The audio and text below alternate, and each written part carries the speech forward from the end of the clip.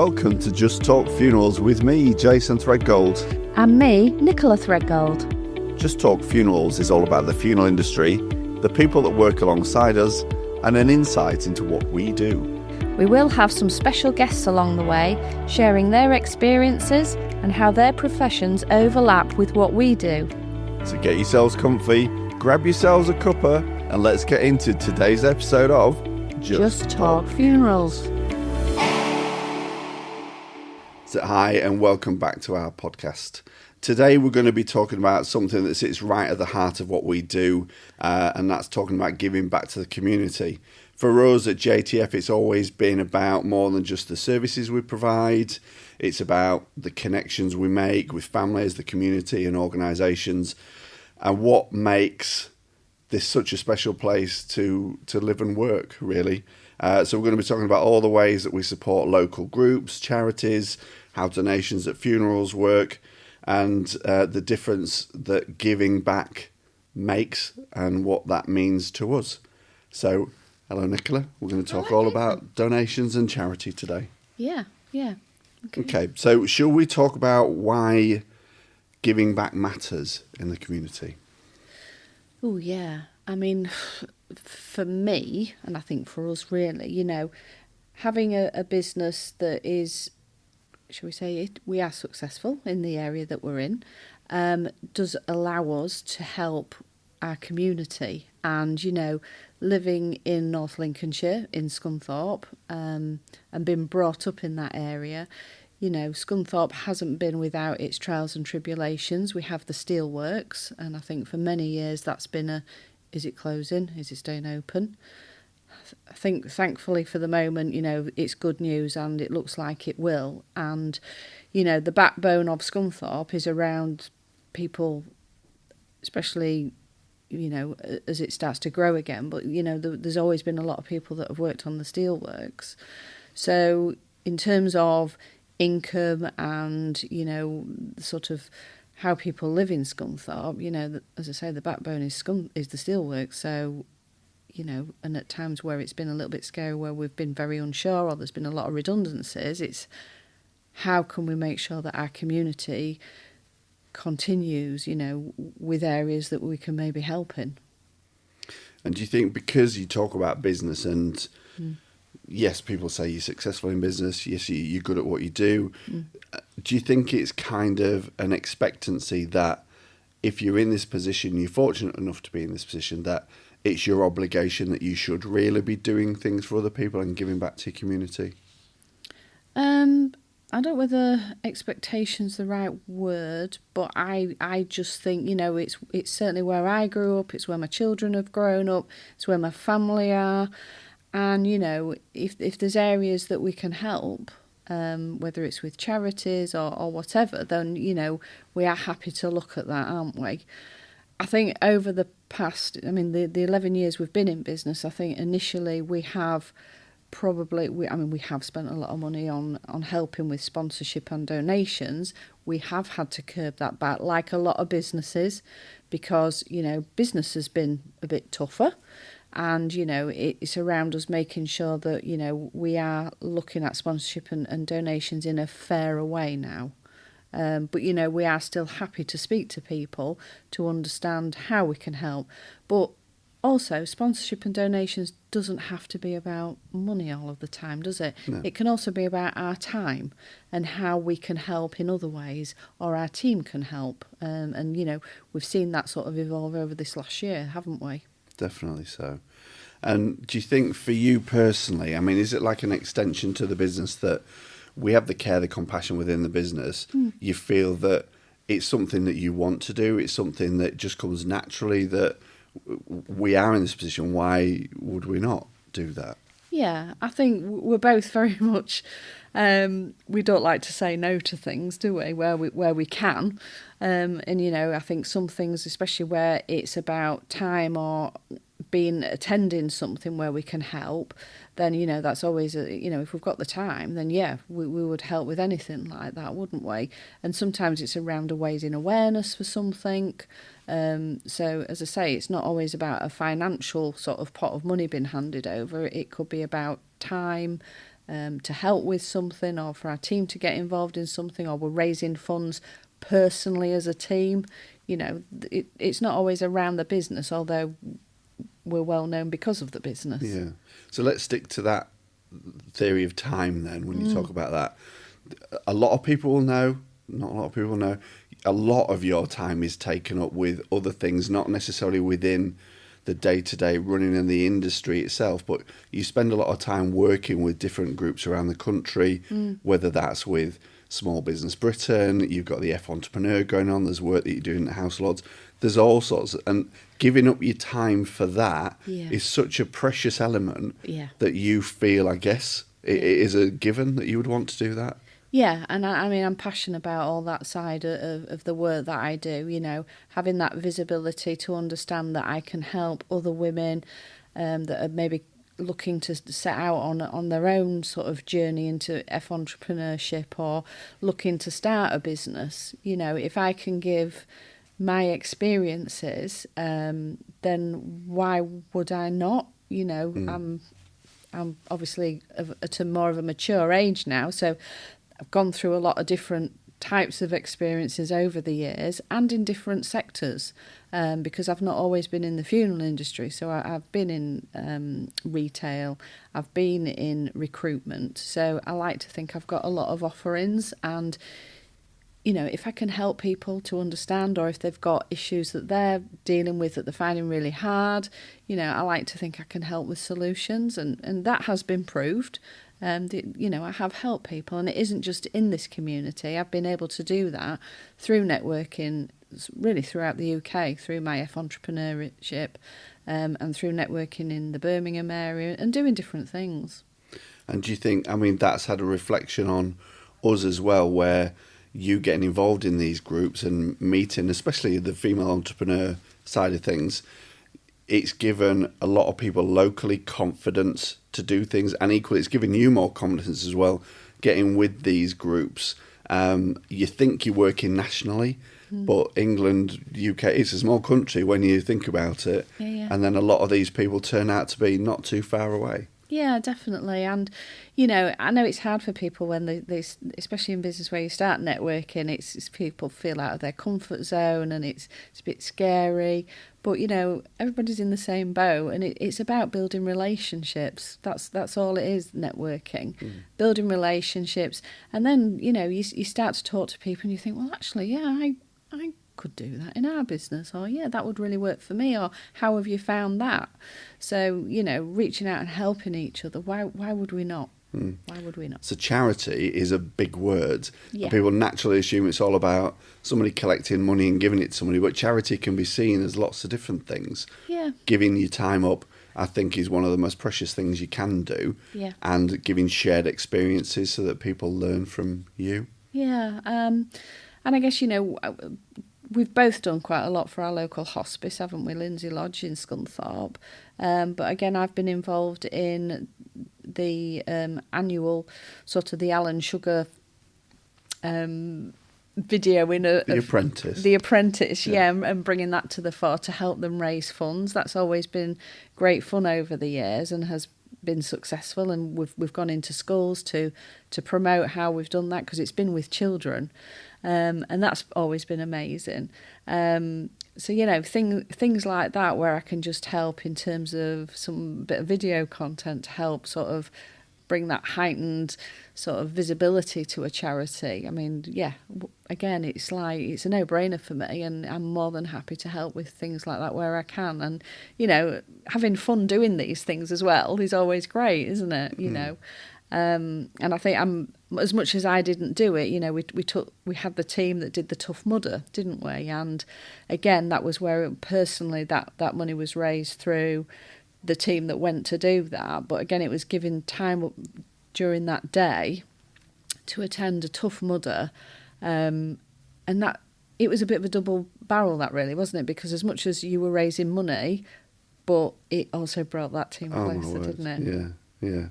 So you've talked about the Alan Sugar, The Apprentice. You've kind of skirted straight past something else that's happened locally, which has brought a lot of confidence to a lot of people. And you actually, for a couple of years, you sat as a local dragon on Scunthorpe's Dragon's Den kind of scenario. Yeah, the local UCNL, and sadly I couldn't do it this year because we were away, and I was gutted because again it's something where, you know, just going along to the local university, and you know these students that have worked on projects for the last couple of years. The one of their last projects is to try and sort of look at making money and having a business, and so it's around looking at what they've made.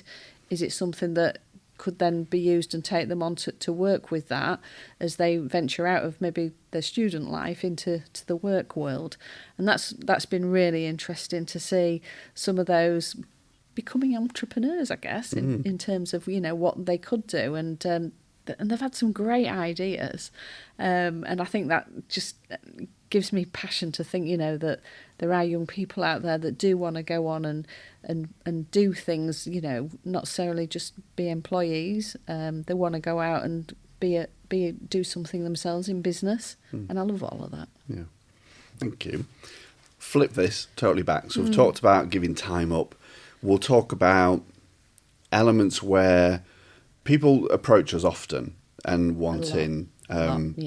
A lot of people want just money towards something, and we really have to do our research on this. Yeah. But we took the moral stance when we first opened that every year we were going to personally pick one thing that we thought somebody hadn't asked for, but whereas we could see a need for something. Yeah, more like a random act of kindness. Yeah, and we go out and we research it. We don't wait for people to send us letters and emails and that kind of thing. And over the years, I get a lot from this, the feeling that when I see things that we've done, people weren't expecting it and would never think to ask us for. Yeah. I don't know if you wanted to talk about a couple of them examples, really. Yeah, I guess for me, and one of the first ones we did was where obviously we'd got a family and she'd lost her son through the military.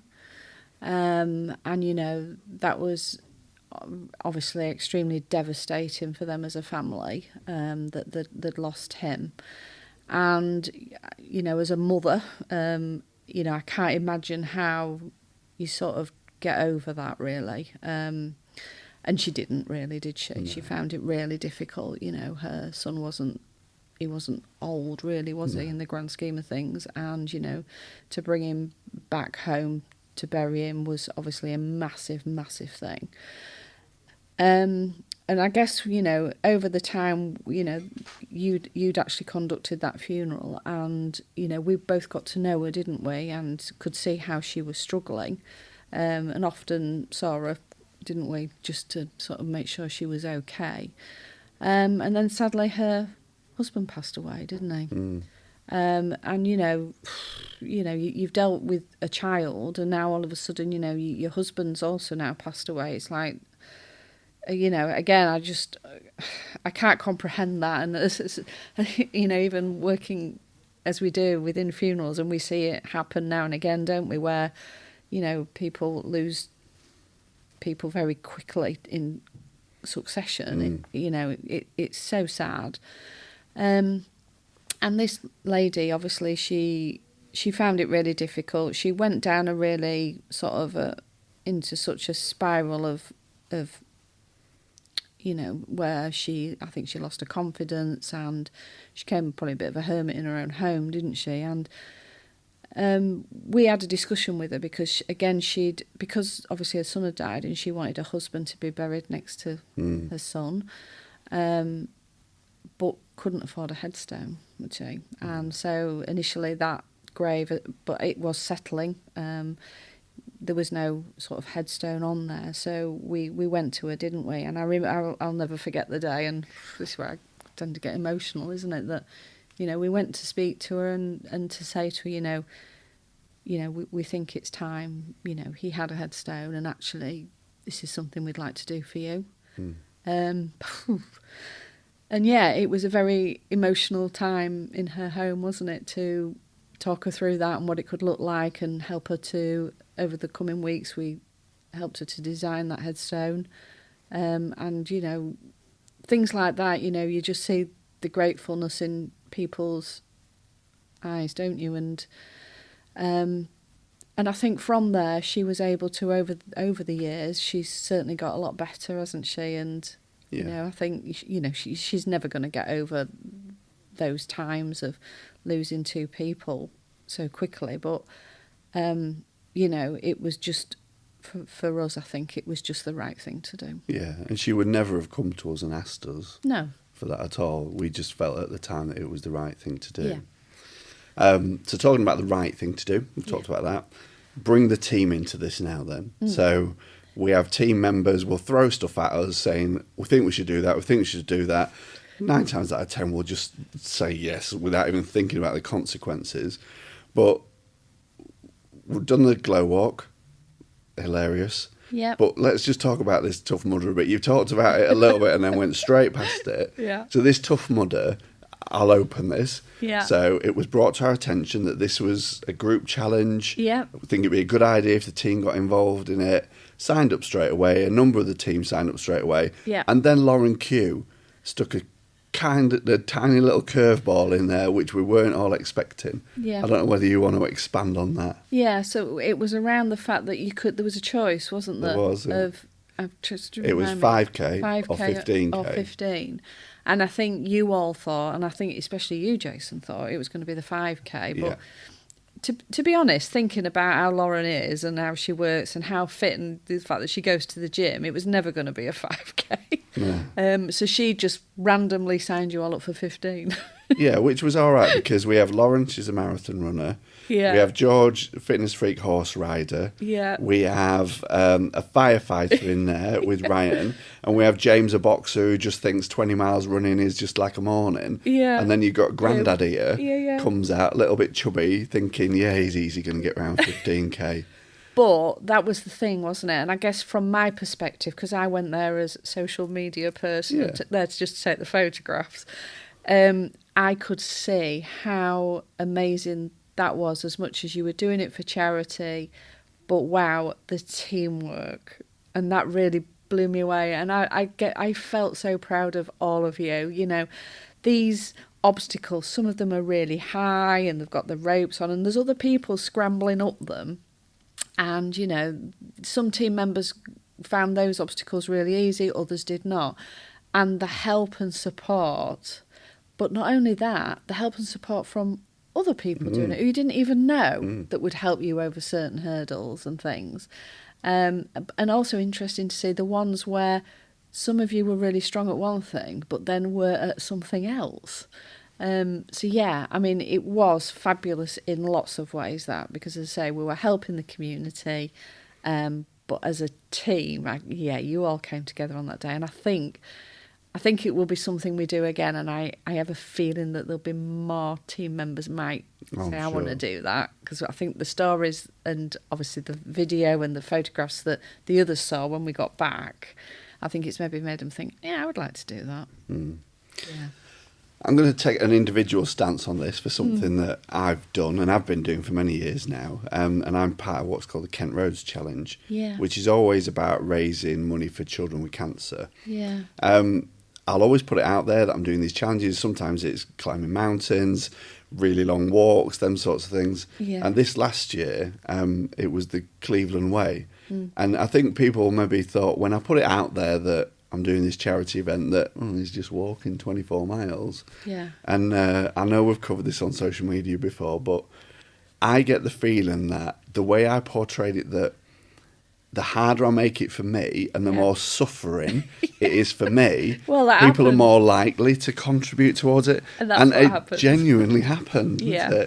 Yeah. So doing the Cleveland Way, which if you've ever done it, yes, it is. It's a 24-mile walk from Whitby to Scarborough. It's coastal, isn't it? Coastal, but then you don't think that you've got to come up from really high points down to sea level just to get across a tiny little ravine and then straight back up again. Yeah.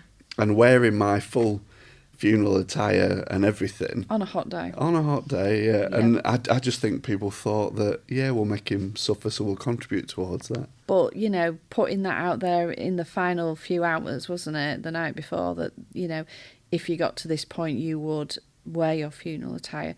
just boosted that. And Oh, I my think word, yeah. it's probably a really good opportunity, as much as we put it out on social media, just to thank all the community and those people that saw that on your social media that did say, yeah, we would love to help with that, and Anybody did that donate. backs us in anything that we're Yeah. doing, we really do appreciate Yeah, it. because And it's not easy at the moment, is it? There's so many charities wanting help, and Yeah. people finding it more difficult, in terms of giving to charities. But yeah, I mean, it was extremely humbling to see that people wanted to help and raise money. yeah, definitely. Yeah. So, charities. Let's flip it totally and let's get on to funeral services and charity giving. Yeah. So, we all see people saying family flowers only, no flowers by request, that sort of thing at a funeral. Yeah. How do you think, or how do you know, that when somebody's arranging a funeral service, what makes them choose a specific charity? Oh, I think there's lots of different reasons, and I think they're personal. A lot of them are personal, aren't they? I guess the first thing is if their loved one that we're actually looking to do the funeral for has died, from either a certain cancer or or a particular illness, then there's a lot of reasons why they would go for that specific charity. If you've died of cancer, then you may cancer research. If you've died from, say, prostate cancer, you might then say prostate cancer. UK, yeah. So I think there's lots of reasons why people would automatically go for that. But then I think some people will then probably see it in a different light. Where if they've been a animal lover. So, there's a lot of charities that we deal with where, it's going to Dogs Trust or to the local Jerry Greens or something like that. So I think, it's portraying that person, isn't it, that's passed away, in a sense, that sort of donation to that person that was passionate about something. I mean, we get a lot of donations going to, like, air ambulance. That could be because they've maybe known somebody else that's had to use the air ambulance for a particular reason, or it may be just that they see that as a great charity. So I think there's lots of different reasons, isn't there, as to why people will choose a certain charity. And with us, it doesn't have to be one, does it? We've had some funerals where they've had maybe 3 or 4 different charities. I think you then have to look at maybe the amount of donations you're going to get, because obviously you want to make sure that they're getting a substantial amount. But depending on how many people are coming, and if then people are going to give more, then obviously you can use 3 or 4 different charities. But yeah, I mean, our charity, the donations and the charities that we sort of work with on behalf of families, there's always some great sums of money going to those charities, which is great to see, isn't it? And I think it's a good support for the family, isn't it? Yeah. To see that they amount know has been that money's going to raised. be raised. Yeah. Yeah. Do you think people over the years have kind of changed, not going for generic charities, but being more specific and sometimes more local charities as well now? Yeah, and I think local charities are always going to be sort of more favourable for me in a sense, because locally it's staying in that area. Locally you might know the people and you might get to understand where that money is being spent. Obviously, I don't have a problem with the larger national charities, but that money is going what I would class into a bit of a black hole. You don't know where it's going, where it's staying, what it's been used on. Whereas for me, seeing that a local charity has used it for something, then for me that's great, and it's staying within that community. But I also understand why there's national charities as well. Yeah, and I make no secret of this, where I've voiced this before, where I'm not against national charities, but why must they have their head offices in central London? Yeah. Surely there must be ways that they could bring down their costs so that more money physically goes into the care or the research from that charity instead of just a small percentage of it. Yeah. So, I will always probably favour a more local charity, but we would research something that's specific towards what that family want instead of going down the generic route. Yeah, absolutely. Okay. Yeah. So people have given an amount of money. Yeah. Lots of different ways they can do it. They can do it online. They can do it at a service. They can send checks. They could do it monthly.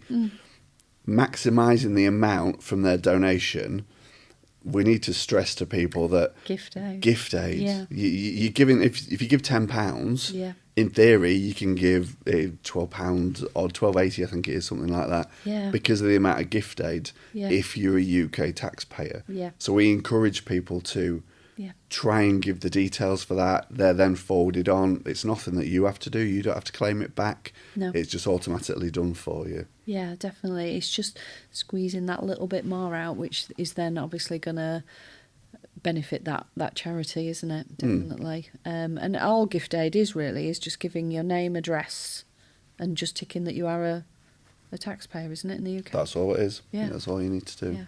Yeah. Okay, so how can we encourage people to give up their time, contribute financially, without putting pressure on people to do that? Is there any ways you could think of doing that? Is there any way you would want the community that are listening to this to go out and do something, giving up time even? We're not saying necessarily give money, but put yourself forward. So do you think there's places out there where they could go and do this? I think there is, but I think you've got to be really fair in terms of, as much as we can raise awareness for people to help, people to give, but people are in different circumstances, aren't they? So I think as long as you're raising awareness around an understanding about donations and sponsoring, it is really up to individuals. I think businesses could maybe look at it in a different way, because there is a benefit, isn't there, to businesses getting involved in helping with donations and sponsorship in terms of the tax element. Yeah, definitely. I think companies could look at how they could do that without it necessarily costing them a lot. There's ways you can circumnavigate the tax process to give money to charity without taking it away from somewhere else. Yeah. So we're open to having them conversations with people if they need to know how to do that. Yeah.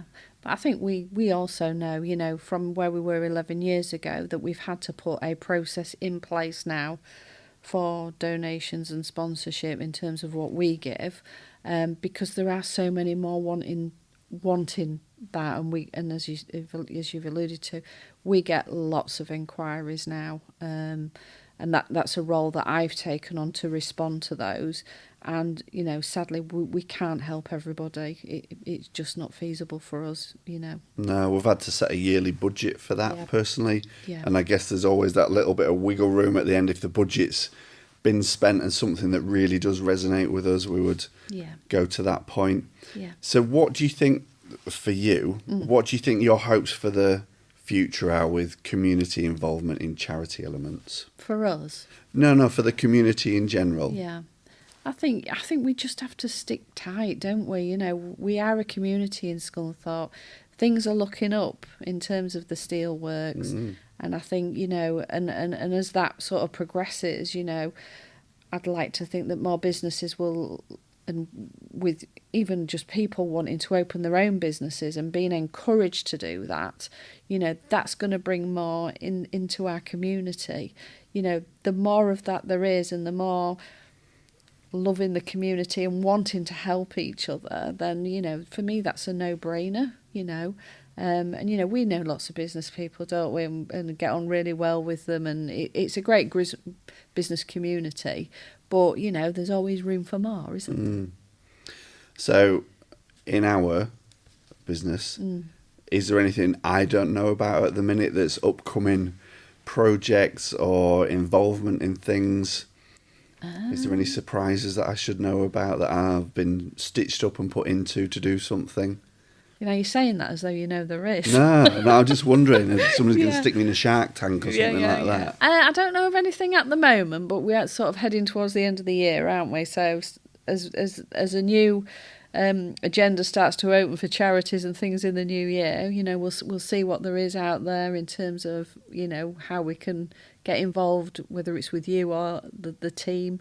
I'm always looking for areas where we can maybe look at doing different things, and with the team as well, looking at doing something with the team in terms of a charity. But I've not seen anything recently, but we'll keep looking. Okay, and if you look at, I mean, everybody knows Simpson's Corner has been open a while now. Yeah. There's lots of different elements within there that are sort of focused around different charities, whether it's support groups that are in chats in there. Yeah. We've got the Take One, Leave One outside. I don't know if people have seen it or not. That's where, especially coming up into winter, it was particularly busy because you'd got people that could come if they're cold, if they need it, take a coat. Yep. If you've got an extra coat, leave a coat. Yeah. And I'm sure that's going to probably expand into other things. Yeah. It's not something like it's taken away from charities. It's a specific thing. It's a national thing. Yeah. And we have our, call it a shed if you want, the clothing store there where anybody can come along.